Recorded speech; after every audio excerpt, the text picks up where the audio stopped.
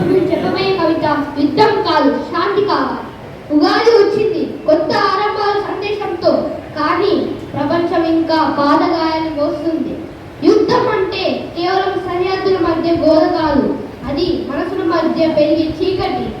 Gun మోగితే గెలుపు ఎవరిదో తెలియదు, కానీ ఓడిపోయే మాత్రం ఒక తల్లి గుండె, ఒక చిన్నారి భవిష్యత్తు. ఈ నేలపై రక్తం కాదు, ఈ గాల్లో గన్ శబ్దం కాదు, పాటలు వినిపించాలి.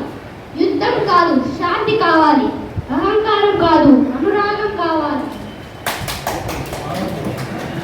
ఉగాది అంటే పచ్చని ఆరంభం.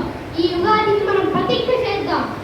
యుద్ధాన్ని తిరస్కరిద్దాం, శాంతిని ఆహ్వానిద్దాం. థ్యాంక్